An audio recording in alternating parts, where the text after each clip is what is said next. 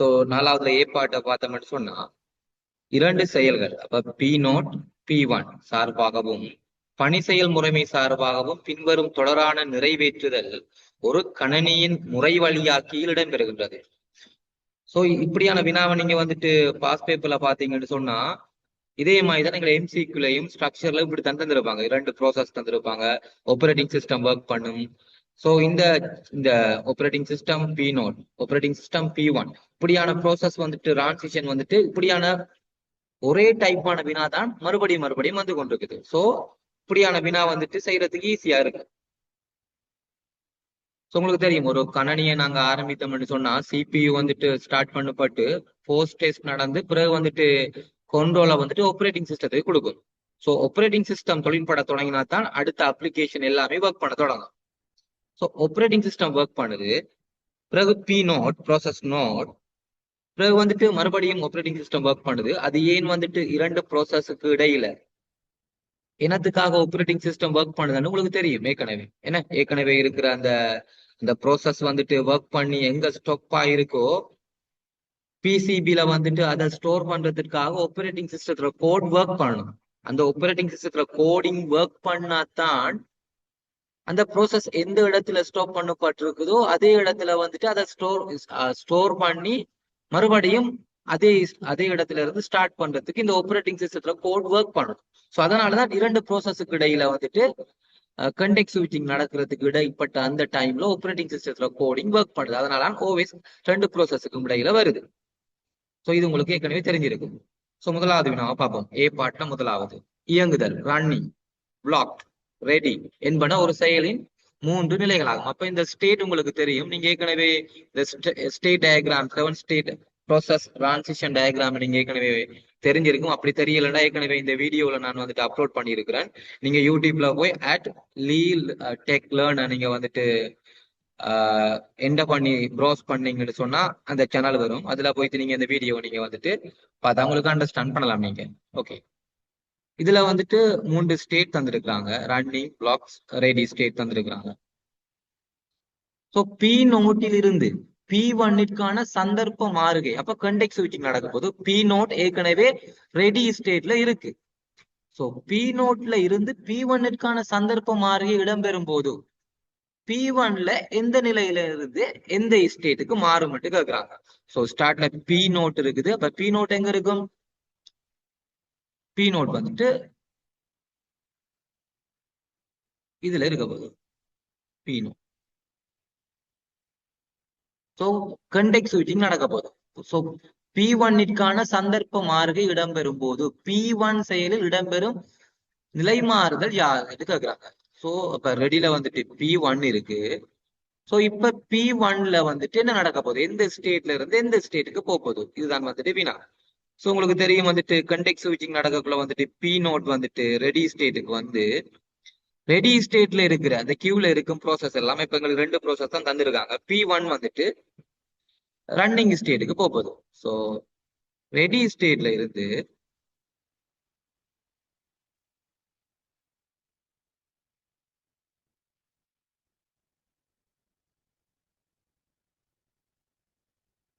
Running ஸ்டேட்டுக்கு போகுது. இதான் முதலாவது ஆன்சர். ஸோ P1 வந்துட்டு அந்த இடம்பெற வந்துட்டு ஸ்டேட் டிரான்சிஷன் கேட்கிறாங்க. ஸோ தயார் நிலையில இருந்து இயங்கு நிலைக்கு வந்துட்டு போகுது. ஸோ இதை நீங்க ஆன்சர் எழுதினீங்கன்னு சொன்னா உங்களுக்கு ஃபுல் மார்க்ஸ் கிடைக்கும். ஸோ இரண்டாவது வினாவை பார்த்தோம்னு சொன்னா இரண்டாவது தடவையாக இயங்குவதற்கு P0 சந்தர்ப்பம் வழங்கப்பட்டால் அப்ப உங்களுக்கு தெரியும் மேற்சொன்ன வினாவுல வந்துட்டு P0 தான் எங்களுக்கு வந்துட்டு ரெடியில இருந்தது. P1 சந்தர்ப்பத்தை கொடுக்கறதுக்காக கண்டெக்ட் ஸ்விட்சிங் நடக்கிறதுக்காக P0 வந்து எங்களை வந்துட்டு ரன்னிங்ல இருந்து ரெடிக்கு போயிட்டு சோ மறுபடியும் வந்துட்டு P0 சந்தர்ப்பம் கொடுக்குறாங்களாமா. என்னதுக்கு? அதை இயங்க வைக்கிறதுக்காக. சோ இரண்டாவது தடவையாக இயங்குவதற்கு P0 சந்தர்ப்பம் வழங்கப்பட்டால் அது முந்தைய தடவையில் எங்கே நிறுத்தியதோ அதே இடத்திலிருந்து நிறைவேற்றுதலை ஆரம்பிப்பதற்கு அதற்கு உதவுகின்ற பொறிமுறை யாது? அப்ப கேக்குறாங்க மறுபடியும் அதே இடத்துல இருந்து ஸ்டார்ட் பண்ணணும் அவர் வந்துட்டு. பி நோட் வந்துட்டு எங்க ஸ்டாப் பண்ணப்பட்டதோ அதே இடத்துல இருந்து வந்துட்டு அவர் வந்துட்டு அதை ஸ்டார்ட் பண்ணணும்னு சொன்னா அவருக்கு வந்துட்டு எந்த டெக்னிக் இங்க வந்துட்டு தொழிற்படுதுன்னு கேக்குறாங்க, அந்த பொறிமுறை என்னன்னு கேக்குறாங்க. சோ உங்களுக்கு தெரியும் அது கண்டெக்ட் சுவிட்சிங். கண்டெக்ட் சுவிட்சிங்ல இருக்கிற பிசிபி என்ன, பிசிபி தான் உங்களுக்கு ஹெல்ப் பண்ணுதுன்னு தெரியும், பிசிபில தான் ஸ்டோர் பண்ணப்படுதுன்னு தெரியும். நீங்க வெறுமனே பிசிபி ஒரு ஒரு செயலின் நிலையை சேமித்து வைத்திருக்கிறது பிசிபி என்று சொன்னா உங்களுக்கு ஹாஃப் மார்க்ஸ் தான் கிடைக்கும். இப்ப என்ன பிசிபில இருக்கிற எது எங்களுக்கு ஹெல்ப் பண்ணுது இதை செய்யறதுக்கு என்று சொல்லி எங்களுக்கு கொஞ்சம் டீட்டெயிலான ஆன்சரை கொடுக்கணும். பாருங்க, முதலாவது வினாவுல இந்த லைனை பாத்தீங்கன்னா ஆன்சர் கொடுக்குற லைன் வந்துட்டு இந்த டொட் லைனை பாத்தீங்கன்னு சொன்னா ஒரே ஒரு கோடு தான் இருக்குது. அதுல நீங்க எழுதலாம் என்ன, எங்களுக்கு வந்துட்டு ரெடி ஸ்டேட்ல இருந்து ரன்னிங்குக்கு எங்களுக்கு வந்துட்டு அதுக்கு சந்தர்ப்பம் வழங்கப்படுதுன்னு எழுதிடலாம். ஆனா இரண்டாவது வினாவை பார்த்தோம்னா டொட் லைன் 3 தந்திருக்காங்க. நீங்க வந்துட்டு வெறுமனே பிசிபி என்று மட்டுமே சொல்லாம நீங்க அதுல இருக்கிற இது இதுக்கு ஹெல்ப் பண்ணுதுன்னு சொல்லணும், அது ஆன்சரை கொடுக்கணும். சோ இதை நீங்க பாத்தீங்கன்னு சொன்னா பிசிபி உங்களுக்கு தெரியும் ப்ராசஸ் கண்ட்ரோல் பிளாக். இதுல உங்களுக்கு தெரியும் அதுல வந்துட்டு இம்பார்ட்டன்டாக நிறைய இம்பார்ட்டன்டான ஃபேக்டர்ஸ் இருக்கு. உங்களுக்கு தெரியும் process state, program counter, CPU register, இப்படி நிறைய இன்ஃபர்மேஷன் இருக்கு. தொடர்பான வீடியோல நான் எல்லாமே எக்ஸ்பிளைன் பண்ணியிருக்கிறேன். இப்ப இது எங்க முந்தைய தடவையில் எங்கே நிறுத்தியதோ அதே இடத்துல இருந்து நிறைவேற்றுதல ஆரம்பிப்பதற்கு எங்களுக்கு மிக முக்கியமாக process counter, process state, register values, stack pointer இப்படின்னு சில விஷயம் இருக்கு. இதுல நீங்க அட்லீஸ்ட் நீங்க வந்துட்டு ப்ரோக்ராம் கவுண்டரா மட்டும் சொன்னாலே உங்களுக்கு ஃபுல் மார்க்ஸ் கொடுப்பாங்க. அதாவது பிசிபியை சொல்லிட்டு எதிர எந்த ப்ராசஸ்ல பிசிபின்னு சொல்லிட்டு, அதே போல வந்துட்டு அதுல நான் சொன்ன இந்த இவ்வளவுலயும் வந்துட்டு அட்லீஸ்ட் நீங்க பிசிபியை மட்டுமே சொன்னாலே அது என்னத்துக்கு இருக்கு நீங்க அந்த விஷயத்த சொன்னாலே உங்களுக்கு ஃபுல் மார்க்ஸ் கொடுப்பாங்க. ஸோ இருந்தும் நான் இதுல வந்துட்டு முக்கியமான இந்த இன்ஃபர்மேஷனை நான் உங்களுக்கு எக்ஸ்பிளைன் பண்றேன் என்னத்துக்கு அவங்க இருக்கிறாங்கன்னு சொல்றேன். ப்ரோக்ராம் கவுண்டர்னா உங்களுக்கு தெரியும் செய்நிரல் எண்ணி, அது என்னத்துக்கு இருக்கு, அடுத்ததாக நிறைவேற்றப்பட வேண்டிய அந்த இன்ஸ்ட்ரக்ஷன் அட்ரஸை தான் அவர் வச்சிருப்பாரு. இன்ஸ்ட்ரக்ஷன் இல்ல, அந்த இன்ஸ்ட்ரக்ஷன் எங்க ஸ்டோர் பண்ணப்பட்டிருக்குதோ அதுல அட்ரஸ அவர் வச்சிருப்பாரு, அதுல முகவரியை கொண்டிருப்பாரு. உதாரணத்துக்கு உங்களுக்கு எக்ஸ்பிளைன் பண்றேன் பாருங்க. இந்த ப்ரோக்ராம் எடுப்போம். இதுல வந்துட்டு எக்ஸ் ஒய் என்று சொல்லி 2 பெருமானங்கள் வந்துட்டு அசைன் பண்ணப்பட்டிருக்கு. ஸோ ஜெட்ல வந்துட்டு எக்ஸையும் ஒய்யையும் அட் பண்ணி அதுல ஸ்டோர் பண்றோம். ஸோ இண்டெக்ஸ் இந்த இன்டிஜர் எக்ஸும் ஒய்யும் வந்துட்டு எக்ஸிக்யூட் பண்ணின பிறகு இதுல வந்துட்டு இந்த கண்டெக்ட் ஸ்விட்சிங் நடக்குதுன்னு வைங்க. வேற ஒரு ப்ராசஸுக்கு வந்துட்டு ரன் பண்றதுக்காக சான்ஸை கொடுத்து போட்டு இவர் வந்துட்டு ரெடி ஸ்டேட்டுக்கு போய்த்தாரு. ஸோ இந்த சந்தர்ப்பத்துக்கு ஸோ அடுத்ததாக நிறைவேற்றப்பட வேண்டிய இன்ஸ்ட்ரக்ஷன் எது, இந்த இருக்கிற எக்ஸ் பிளஸ் ஒய், இந்த இருக்கிற இதுதான் வந்துட்டு எக்ஸிக்யூட் ஆகணும். சோ இது எங்க இருக்கிறன்னு சொல்ற அந்த முகவரிட அந்த அட்ரஸ் இருந்தா தானே எந்த இடத்துல அவர் ஸ்டாப் ஆனாரோ அதே இடத்துல இருந்து ஒர்க் பண்ணணும்னு சொன்னா அடுத்த இன்ஸ்ட்ரக்ஷனை நிறைவேற்றப்பட வேண்டிய அந்த அட்ரஸ் தெரிஞ்சிருக்கணுமே. அதுதான் ப்ரோக்ராம் கவுண்டர் வச்சிருக்குது. சோ ப்ரோக்ராம் கவுண்டர் என்ன செய்யும், லோட் ஆகும் எதுல இருந்து, பிசிபில இருந்து. சோ எங்களோட ஆப்பரேட்டிங் சிஸ்டத்துக்கு தெரியும் அடுத்ததாக நிறைவேற்றப்பட வேண்டிய இன்ஸ்ட்ரக்ஷன் இதுதான். சோ அவரை வந்துட்டு எக்ஸிக்யூட் பண்ணுவார். சோ எந்த இடத்துல ஸ்டாப் பண்ணப்பட்டிருக்குதோ அதே இடத்துல இருந்து எங்களோட ஸ்டார்ட் பண்ணணும்னு சொன்னா அந்த ப்ரோசஸ் எங்களுக்கு கட்டாயமா தெரியும். அதுல வந்துட்டு ப்ரோக்ராம் கவுண்டர் அந்த இன்ஃபர்மேஷன் அடுத்ததாக நிறைவேற்றப்பட வேண்டிய இன்ஸ்ட்ரக்ஷன் அட்ரஸ் முகவரி கொண்டிருக்கணும். சோ அது எங்களுக்கு கட்டாயம் தேவை. சோ அதோட சேர்த்து ரெஜிஸ்டர் வேல்யூ, உங்களுக்கு தெரியும் ரெஜிஸ்டர்ஸ் வேல்யூஸ் சொன்னா ப்ரோக்ராம் கவுண்டர் பிசி கூட ஒரு ரெஜிஸ்டர் வேல்யூஸ் தான், இருந்தும் எங்களுக்கு அடிஷனலாக தேவைப்பட சில ப்ரோசஸ் வேல்யூஸ் தேவை.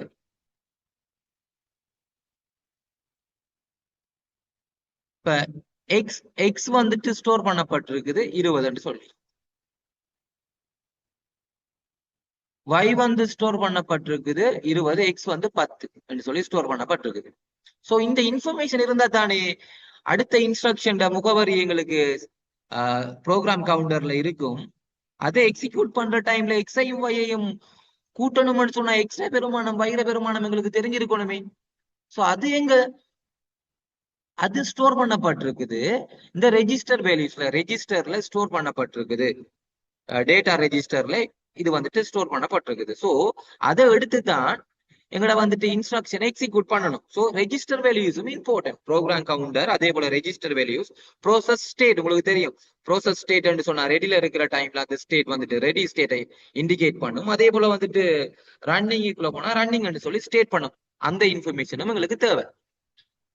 ஸோ அதே போல ஸ்டாக் பாயிண்டர், ஸ்டாக் பாயிண்டர்ல என்ன ஸ்டோர் பண்ணப்பட்டிருக்கும்னு சொன்னா ஃபங்க்ஷன் ரிட்டர்ன். நீங்க தெரியும், இங்க நாங்க பைத்தன்ல படிச்சிருப்போம், ஃபங்க்ஷன்ஸ் படிச்சிருப்போம். அதுல ரிட்டர்ன்ஸ் இன்ஃபர்மேஷன் எங்களுக்கு தேவை, என்னத்தை அந்த ஃபங்க்ஷன் ஸ்டோர் பண்ணுது, ரிட்டர்ன் பண்ணுது. அதே போல லோக்கல் வேரியபிள்ஸ்ல வேல்யூஸ், இதெல்லாமே எங்களுக்கு தேவை. இதெல்லாம் இருந்தா தான் எங்களுக்கு வந்துட்டு எந்த இடத்துல ஸ்டாப் ஆகி இருக்கோ அந்த ப்ரோசஸ் அதே இடத்துல இருந்து ஸ்டார்ட் பண்ணணும்.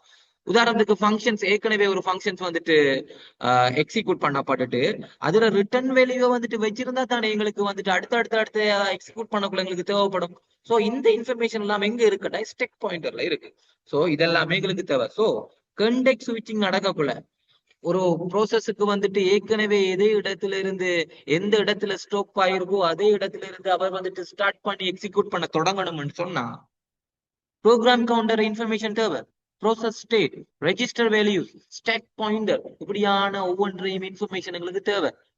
ஸோ நீங்க இதை அனைத்தையும் சொல்லாட்டியும் கூட அட்லீஸ்ட் இந்த ப்ரோக்ராம் கவுண்டர் அதை சொல்லி, அதே போல பிசிபி அந்த பி நோட் அந்த ப்ரோசஸ்ல பிசிபியும் இதுக்கு தேவை நீங்க சொன்னீங்கன்னு சொன்னா உங்களுக்கு ஃபுல் மார்க்ஸ் வழங்க சொல்லி இருக்கிறாங்க. ஸோ இருந்தும் இதெல்லாமே தெரிஞ்சு வச்சுக்கொள்ளுங்க. இதெல்லாமே எங்களுக்கு எம்சிக்யூல வேற வேற ஸ்ட்ரக்சர்ல எங்களுக்கு தேவைப்படலாம் எதிர்காலத்துல வர வினாவுல. அடுத்த வினாவை பார்ப்போம். ஸோ ஏ பார்ட்ல 3வது முறை வழியாக்கியின் வினைத்திறனான பயன்பாடு சார்பாக ஒரு செயலை அதன் தடுக்கப்பட்ட நிலைக்கு அனுப்புவத நன்மையாது. ஸோ பிளாக் ஸ்டேட்டுக்கு அனுப்புறதுக்கான என்ன ரீசன், என்ன அதுல அட்வான்டேஜ் என்ன கேக்குறாங்க. ஸோ இதை நீங்க வந்துட்டு நீங்க இதுல ஆன்சரை நீங்க வந்துட்டு எழுதணும்னு சொன்னா உங்களுக்கு ஏன் அதுக்கு எங்களை வந்துட்டு ரன்னிங் ஸ்டேட்ல இருந்து ஏன் நாங்க பிளாக் ஸ்டேட்டுக்கு, அதாவது ரன்னிங் ஸ்டேட்ல இருந்து பிளாக் ஸ்டேட்டுக்கு ஏன் அனுப்புறோம்.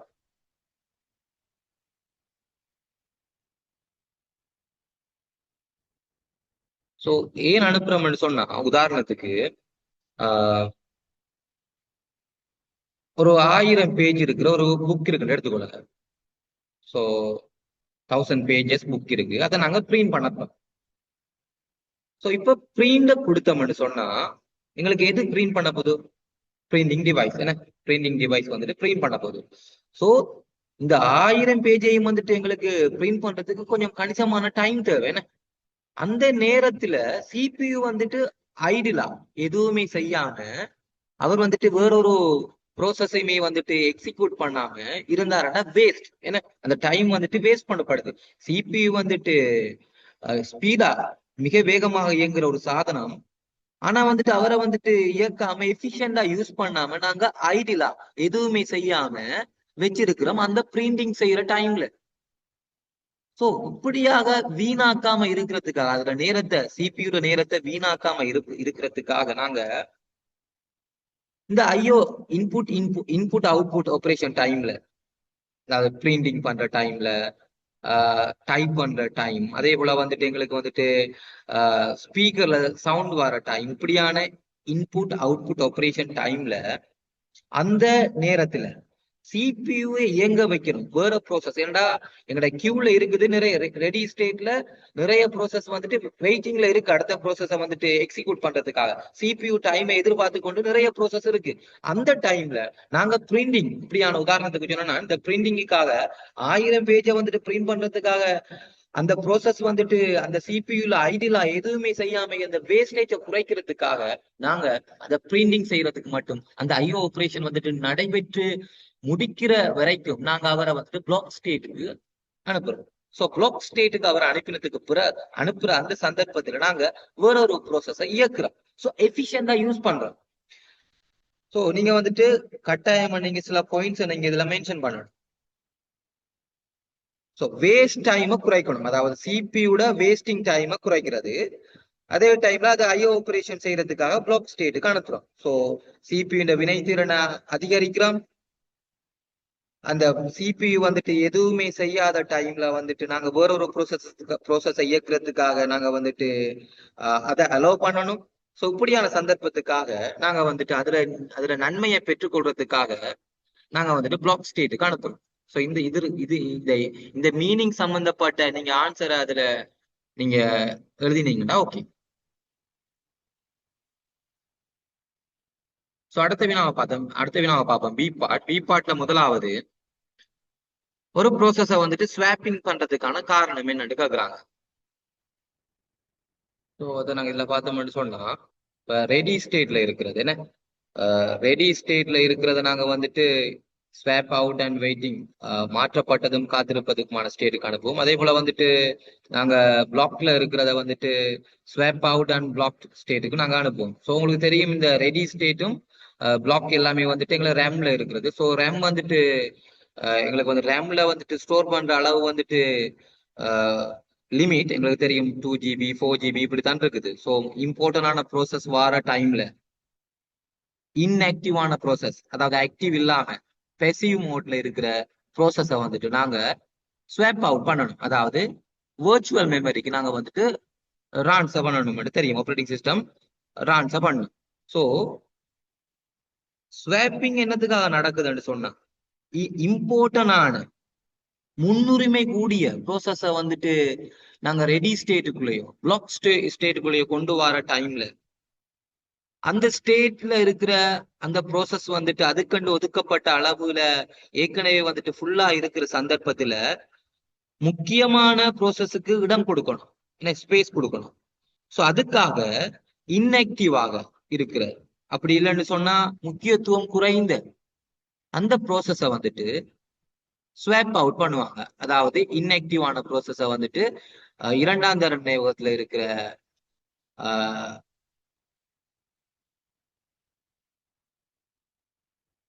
இரண்டாம் தர நினைவகத்துல இருக்கிற எங்களை வந்து வேர்ச்சுவல் மெமரிக்கு மாய நினைவகத்துக்கு மாத்துவாங்க. ஸோ அது உங்களுக்கு தெரியும். ஸோ இது இப்படியான மீனிங்ல வர ஆன்சரை நீங்க வந்துட்டு கொடுக்கணும். ஸோ அதே போல வந்துட்டு அதுக்கு வந்துட்டு இப்படி நாங்க செய்யறதுக்கு ஏன்னா இப்ப நாங்க இன்ஆக்டிவா இருக்கிற ப்ரோசஸ், அதே போல வந்துட்டு எங்களை வந்துட்டு மிக முக்கியத்துவம் குறைந்த இந்த ப்ரோசஸை நாங்க மாத்தி அதாவது இடமாற்றம் செய்து இம்பார்ட்டன்டான ப்ரோசஸுக்கு நாங்க வந்துட்டு முன்னுரிமை கொடுக்கறதுனால மெமரி வந்துட்டு நாங்க திறமையான முறையில நாங்க பயன்படுத்துறோம். ஸோ மெமரியை வந்துட்டு நாங்க திறமையான முறையில பயன்படுத்துறோம். அதே சந்தர்ப்பத்துல வந்துட்டு இன்ஆக்டிவான ப்ரோசஸை நாங்க வந்துட்டு ஸ்வாப் அவுட் பண்ணிட்டு அதாவது இடமாற்றம் செய்துட்டு ஆக்டிவாக இருக்கிற இம்பார்ட்டன்டான ப்ரோசஸுக்கு நாங்க வந்துட்டு முக்கியத்துவம் கொடுத்து அதை நாங்க வந்துட்டு என்ரோல் பண்றோம். அதாவது ரெடி ஸ்டேட்டுக்கும் அதே போல பிளாக் ஸ்டேட்டுக்கும் கொண்டு வரோம். ஸோ இப்படியான இதுகளை நாங்க சொல்றது வந்துட்டு இப்படியானதுக்கு நாங்க வந்துட்டு ஸ்வாப்பிங் வந்துட்டு மிக முக்கியமான காரணமாக இருக்கு.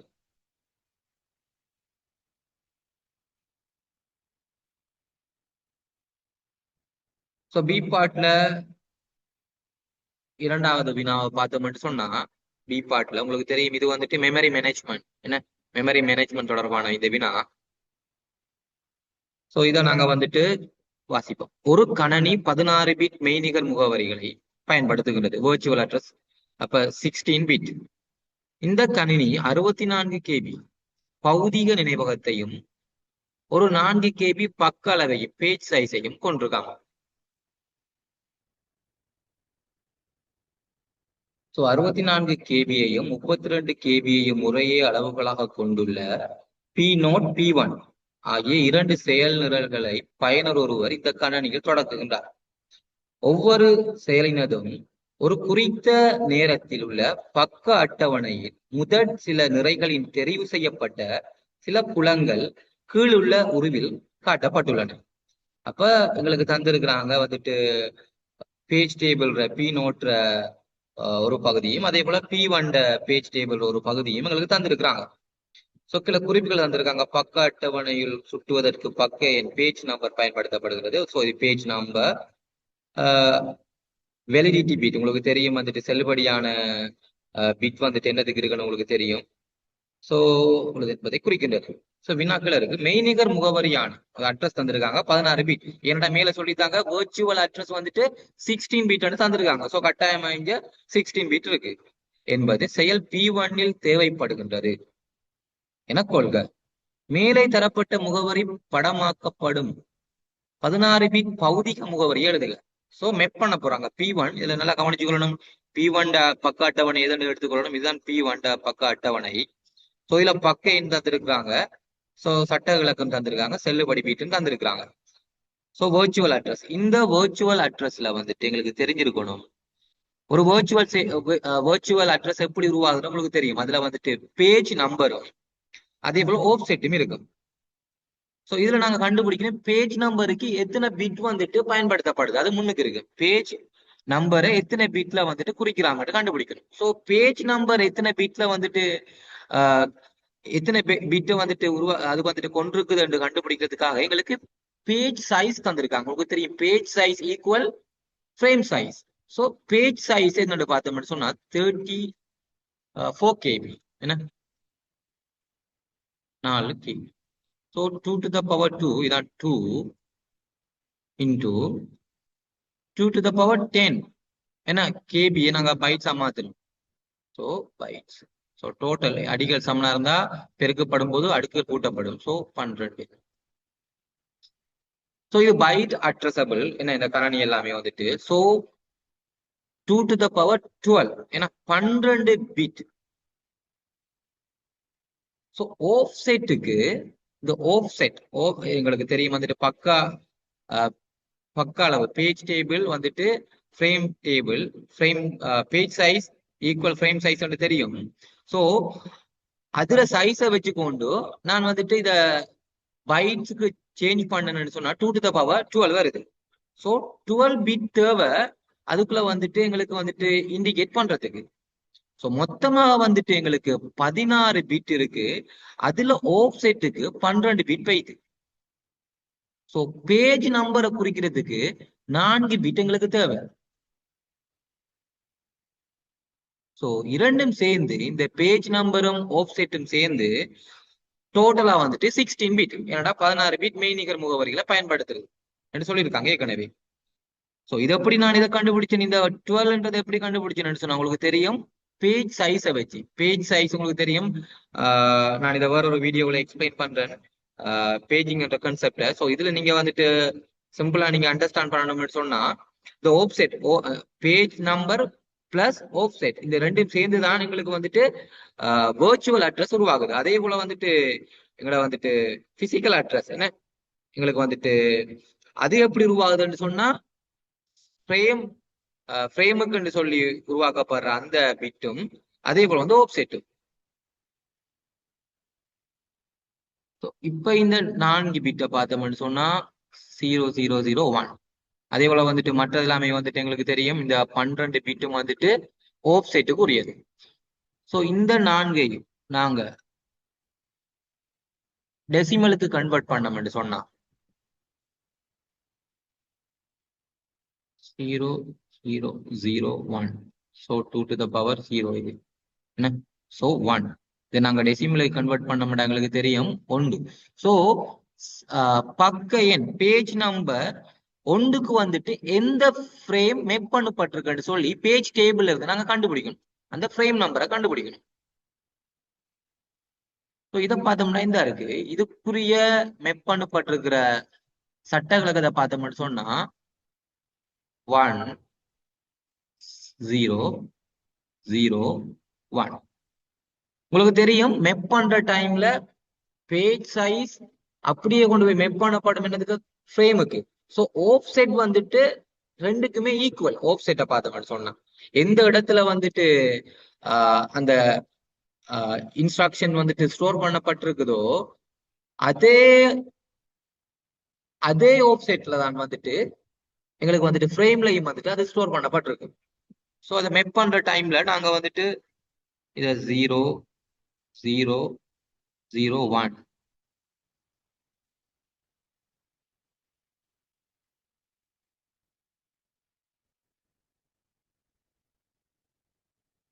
001. ஸோ இதுதான் வந்துட்டு எங்கட வந்துட்டு பௌதிக முகவரியை நாங்க பார்த்தோம்னு சொன்னா ஆஹ் எங்களுக்கு தெரியும் இது வந்துட்டு சட்ட விளக்கத்தை குறிக்கிற அந்த பீட் 4 பீட். சரியா?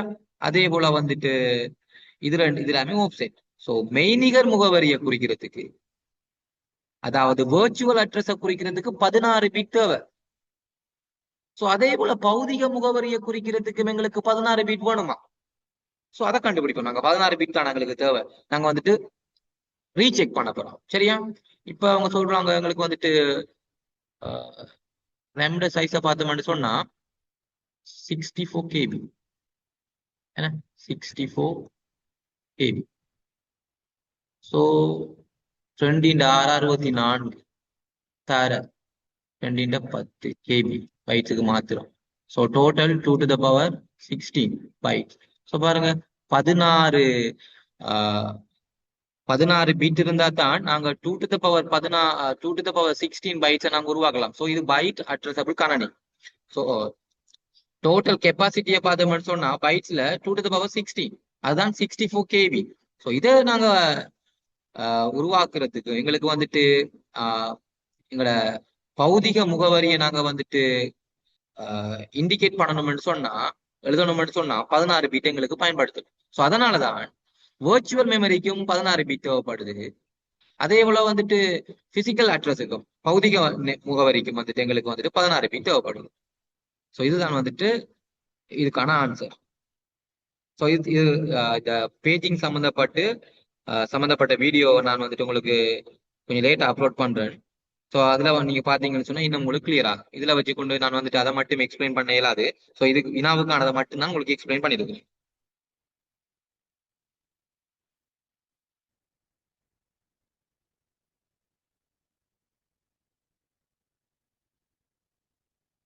ஸோ நீங்க வந்துட்டு சிம்பிளா நீங்க எடுத்துக்கொள்ளுங்க. எப்படின்னு சொன்னா நீங்க பேஜ் சைஸை காணணும். பேஜ் சைஸ் வந்துட்டு அதுக்கான பிட்டை நீங்க வந்துட்டு கண்டுபிடிங்க. அதே போல வந்துட்டு ஆஃப் செட்டுக்கானதை கண்டுபிடிங்க. ஆஃப் செட்டை கண்டுபிடிக்கணும்னு சொன்னா உங்களுக்கு வந்துட்டு பேஜ் சைஸ் தேவை. பேஜ் சைஸ் தந்திருக்கிறாங்க, அதுல வந்துட்டு 4 கேபின்னு தந்திருக்காங்க. ஸோ அந்த 4 கேபியை நான் வந்துட்டு பைட்ஸுக்கு மாத்திருக்கிறேன்.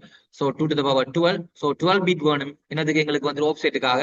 ஸோ 12 பீட்டை நான் கொடுத்துட்டு மீதியாக இருக்கிற 4 பீட் வந்துட்டு எங்களுக்கு வந்து பேஜ் நம்பரை குறிக்கிறதுக்காக. பேஜ் நம்பரை நான் வந்துட்டு டெசிமலுக்கு மாத்திருக்கேன். பைனரியில் இருக்கிறத அதை வந்துட்டு பாத்தீங்கன்னா 1. அந்த 1 வந்துட்டு மெப் பண்றேன் வந்துட்டு சட்ட விளக்கத்துக்கு.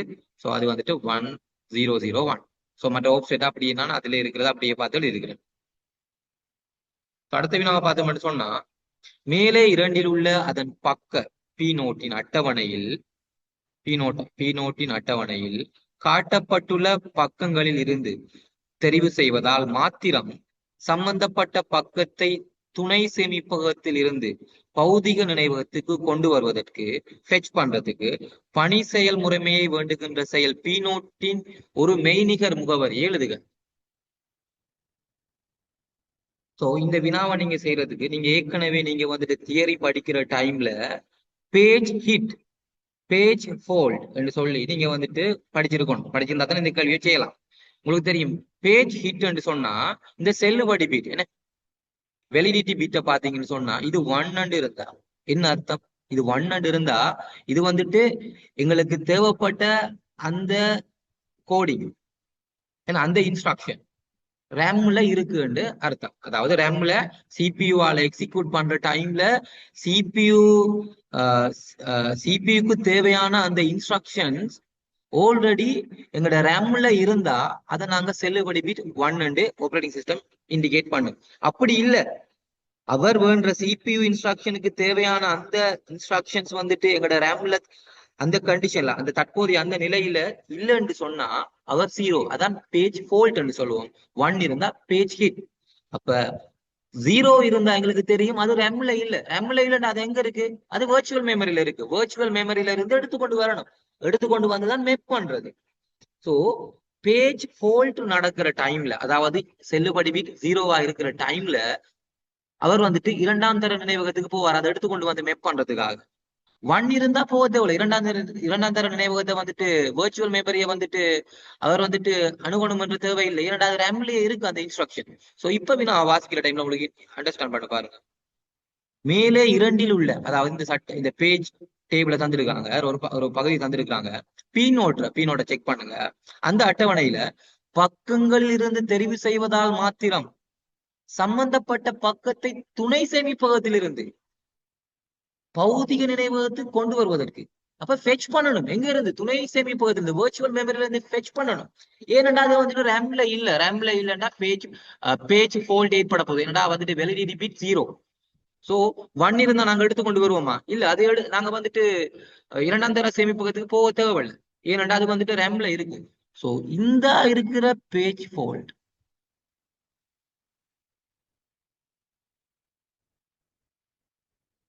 இந்த இருக்கிற பேஜ் ஃபோல்ட் என்ன? சோ இது ரெண்டு சந்தர்ப்பத்திலையும் இரண்டாம் தர நினைவகத்துக்கு போகணும். சோ இந்த சந்தர்ப்பத்துல இருக்கிற வெர்ச்சுவல் மெமரியை கேட்டிருக்காங்க.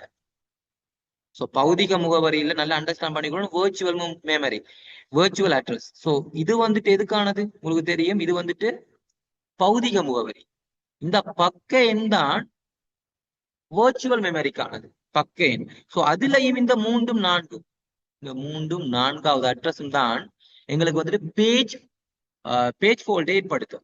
சோ 3 நாங்க பார்த்தோம்னு சொன்னா 0 0 1 1, இது வந்துட்டு 3 உங்களுக்கு தெரியும், டெசிமல் எழுதி இருக்கிறோம். அதே போல 4 எழுதினோம்னு சொன்னா 0 1 0 0. சோ இதுல ஏதாவது ஒண்ணு நீங்க எழுதிட்டு மிச்சமா இருக்கிற 16 பிட்டு எங்களுக்கு தெரியும் வந்துட்டு வெர்ச்சுவல் அட்ரஸ் வந்துட்டு 16 பிட். சோ இந்த 3 பகுதியிலையும் நீங்க ஏதாவது 0 1 அப்படி 4 தரம் வந்துட்டு நீங்க ஏதாவது ஒரு அட்ரஸை நீங்க எழுதணும். இதுல எழுதினா ஓகே. கட்டாயமா இதுல ஏதாவது ஒன்று இருக்கணும். 0 0 1 1 0 0 1 1. இதுல நீங்க ஏதாவது எழுதலாம். 0 1 0 1, ஏன்னா பைனரிலாம் இருக்குது. ஏதாவது ஒன்று நீங்க எழுதினீங்கன்னு சொன்னா ஃபுல் ஆன்சர். ஏன்னா இது உங்களுக்கு தெரியும் ஆஃப்செட் உங்களுக்கு தெரியும். இதுல நீங்க எதையுமே எழுதலாம் ஆஃப்செட்ல. சோ அதாவது பைனரியில 0 இல்லாத ஒன்று எழுதலாம். சோ இது எழுதினா ஆன்சர். அப்படி இல்லைன்னு சொன்னா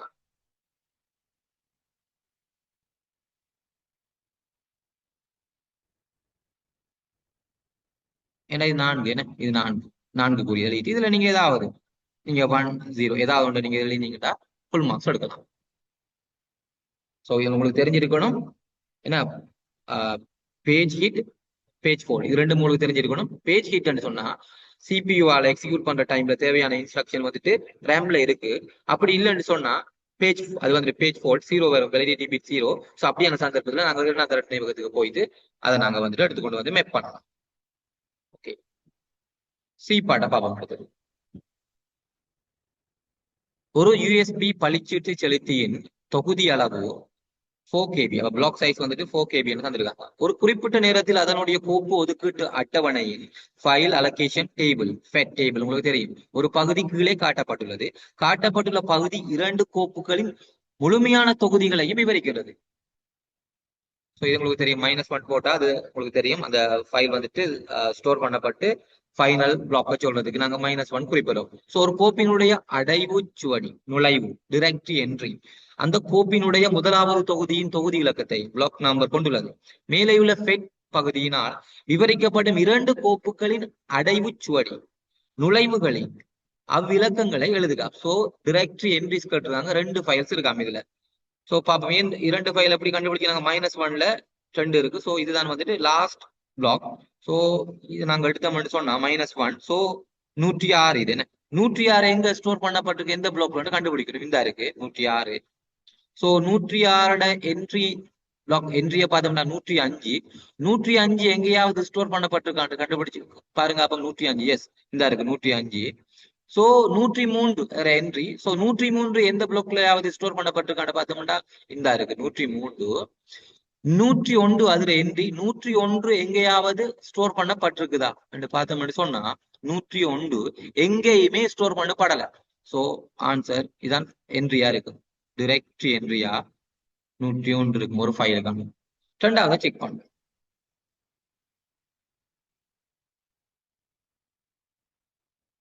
ஓகே, இது -1 என்ன. சோ லாஸ்ட் என்ட்ரி என்ன பிளாக்ல என்ன பண்ணிருக்கும். சோ 102 எங்கேயாவது ஸ்டோர் பண்ணப்பட்டிருக்கா இந்த இருக்குது. எஸ். அதுல என்ட்ரியா பார்த்தோம்னா 100. 100 எங்கேயாவது ஸ்டோர் பண்ணப்பட்டிருக்குதா செக் பண்ணுங்க. இதுல இந்த இருக்கு 100 ஸ்டோர் பண்ணப்பட்டிருக்குது. சோ அதுல என்ட்ரி 104. 104 எங்கேயாவது ஸ்டோர் பண்ணப்பட்டிருக்கான்னு பாருங்க. எங்கேயுமே ஸ்டோர் பண்ணப்படல. சோ இதுல டைரக்டரி என்ட்ரி 104. சோ இதான் ஆன்சர். சிம்பிள். என்ன இந்த 104 நீங்க இங்க எழுதிட்டு 101 இங்க எழுதினாலும் எல்லாமே சரிதான். சரியா? சோ இது வந்துட்டு சிம்பிள் கொஸ்டின். ஓகே, ரெண்டாவது பார்ப்போம். கோப்பு ஒதுக்கீட்டு தொகுதி அளவானது ஃபைல் அலோகேஷன் பிளாக் சைஸ் உதாரணமாக 4 KB மிகவும் கவனமாக தெரிவு செய்யப்பட வேண்டும். ஏன்னா அந்த 4 KB அந்த அந்த ஃபைல் அலோகேஷன் அந்த பிளாக் சைஸ் வந்துட்டு 4 KB வந்துட்டு மிகவும் கவனமாக தெரிவு செய்யப்படணுமா. ஒரு சிறிய தொகுதி அளவையும் ஒரு பெரிய தொகுதி அளவையும் தெரிவு செய்வதன் ஒவ்வொரு பிரதிகூலத்தையும் தெரிவிக்க. அந்த பிளாக் சைஸ் வந்துட்டு 4 KB என்று எடுக்கிறது. சில சந்தர்ப்பங்கள்ல நீங்க வந்துட்டு அதை வந்துட்டு அதிகமான தொகுதி 8 KB 10 KB அப்படி எடுக்கலாம். அப்படி இல்லைன்னா 1 KB 2 KB இப்படியும் எடுக்கலாம். சோ அப்படியாக அந்த சிறிய தொகுதி அளவு செலக்ட் பண்றதுலையும் பெரிய தொகுதி செலக்ட் பண்றதுலையும் இருக்கிற ஒவ்வொரு பிரதிகூலத்தையும் தர சொல்லிக்கலாம். சோ ஃபர்ஸ்ட் நாங்க சிறிய தொகுதியை பார்ப்போம். சிறிய தொகுதி என்று சொன்னா உங்களுக்கு தெரியும், ஒரு பெரிய சைஸ் இல்ல. ஒரு உதாரணத்துக்கு 1 KB சூஸ் பண்ணி மட்டும் வைப்போம். இப்ப 10 KB இருக்கிற ஒரு ஃபைல் சைஸை நாங்க ஸ்டோர் பண்ணணும்னு சொன்னா நிறைய இடம் தேவை. 15 சைஸை ஸ்டோர் பண்ணணும்னு சொன்னா நிறைய பிளாக் எங்களுக்கு தேவைப்படும். சோ இப்படி நிறைய பிளாக் வந்துட்டு நாங்க ஸ்டோர் பண்றதால நிறைய இடங்கள்ல அது ஸ்டோர் பண்ணப்படும். ஸ்டோர் பண்றதால எங்களுக்கு வந்துட்டு அந்த ஃபைலை வந்துட்டு அக்சஸ் பண்றது, ரீட் பண்றதுக்கோ ரைட் பண்றதுக்கோ அதை வந்துட்டு நாங்க அக்சஸ் பண்றதுக்கு டைம் மிக அதிகமாக எடுக்க போகுது கம்பேர் பண்ற டைம்ல. சோ இப்படியான பிரச்சனைகளை நீங்க சொல்லணும். நிறைய பிரச்சனைகள் இருக்குது. என்ன அதிகமாக துண்டாக்கப்படலாம். என்ன அந்த பாரிய ஒதுக்கீட்டு அட்டவணை வரும். ஏன்னா நிறைய இடங்களை நாங்க ஸ்டோர் பண்ண போறோமே. பெரிய ஃபைல் உண்ட வந்துட்டு என்னோட பிளாக் சைஸ் மிகச்சிறியதா இருந்தா நிறைய இடங்களை நாங்க ஸ்டோர் பண்ணணும். அதுக்காக பாரிய ஒரு ஒதுக்கீட்டு அட்டவணை தேவை, அதிகரித்த துண்டமாக்கல் தேவை. சோ அந்த கோப்புகள் தரவுகள் வந்துட்டு நிறைய இடங்கள்ல சிதறி காணப்படுற இப்படியான பிரச்சனைகளை சொல்லலாம். நிறைய எங்களுடைய ஸ்கீம்ல நிறைய தந்திருக்காங்க ஆன்சர். நீங்க முக்கியமாக இதை நீங்க ஞாபகம் வச்சுக்கொள்ளுங்க. சோ அதே போல வந்துட்டு பெரிய தொகுதி அளவு தான் நீங்க எடுத்தோடனே நீங்க சொல்லலாம் அங்க வந்துட்டு எங்களுக்கு இன்டர்னல் ஃப்ராக்மெண்டேஷன் ஏற்படும். ஏன்னா சொன்னாங்களுக்கு தெரியும். இப்ப 10 KB நாங்க எடுத்துட்டு வைப்போம். எங்களோட பிளாக் சைஸ் 10 KB இருந்தா 2 KB ஃபைல நாங்க ஸ்டோர் பண்ணா ஒரு பிளாக்ல அங்க ஸ்டோர் பண்ண போறோம். சோ அதுக்குள்ள ஸ்டோர் பண்ண மாட்டா 8 KB வந்துட்டு எங்களுக்கு வேஸ்ட் ஆக போகுது. இன்டர்னல் ஃப்ராக்மெண்டேஷன் வரப்போகுது. என்ன உள்ளக துண்டமாக்கல் வரப்போகுது. சோ அதுதான் வெரி இம்பார்ட்டன்ட். நீங்க அதை சொன்னாலே காணும் இதுல. சோ அதுலயும் வந்துட்டு நிறைய மென்ஷன் பண்ணிருக்காங்க ஸ்கீம்ல. நீங்க இன்டர்னல் எக்ஸ்டர்னல் ஃப்ராக்மெண்டேஷன் படிச்சிருந்தா உங்களுக்கு தெரியும். சிறிய கோப்பு பாவிக்கப்பட்டதால் உள்ளக துண்டகமாக்கல் வீணடிக்கப்பட்ட வட்டியினிடம். அதை நான் ஏற்கனவே சொல்லித்தேன். அதான் உங்களுக்கு ஏற்படும். சிறிய கோப்புகளை மெதுவான செயல்திறன். ஒரு சிறிய கோப்பை வாசிப்பதற்கு முறைமை ஒரு பாரிய தொகுதியை முறை வழிப்படுத்த வேண்டியிருக்கும். ஏன்னா வந்துட்டு இப்ப 1 KB நாங்க வந்துட்டு ரீட் பண்ணணும் ரைட் பண்ணணும்னு சொன்னா 10 KB இருக்கிற ஒரு பெரிய ஒரு தொகுதி அளவை வந்துட்டு ப்ரோசஸ் பண்ணணும். சோ அது ஒரு வேஸ்ட். சோ இப்படியான பிரச்சனைகள் நீங்க இன்டர்னல் ஃப்ராக்மெண்டேஷன் சொல்லுங்க, அதே ஓகே. சோ அதான் இந்த ஸ்ட்ரக்சர்ல வந்த 4வது வினா ஒரு ஈஸியான வினா. இது எல்லாருமே செஞ்சு மார்க்ஸை ஈஸியா எடுக்கலாம். சரி, ஓகே. நீங்க வந்துட்டு உங்களுக்கு ஆன்லைன் கிளாஸ் வேணும்னு சொன்னா நீங்க இந்த நம்பரை கண்டெக்ட் பண்ணுங்க. 076 8374 228.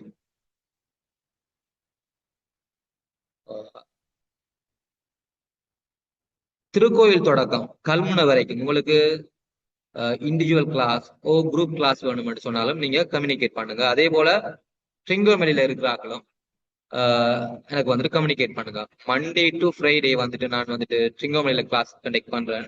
அதே போல வந்துட்டு சாட்டர்டே அண்ட் சண்டே வந்துட்டு நான் சொன்ன இந்த திருக்கோயில இருந்து கல்முனை வரைக்குமான இடத்துல இருக்கிறாங்களுக்கு நான் கிளாஸ் கண்டக்ட் பண்ணுவேன். உங்களுக்கு விருப்பம் இந்த கிளாஸ் நான் எக்ஸ்பிளைன் பண்றது உங்களுக்கு பிடிச்சிருந்தா நீங்க வந்துட்டு இந்த நம்பருக்கு கண்டக்ட் பண்ணுங்க, individual group class. Okay, thank you.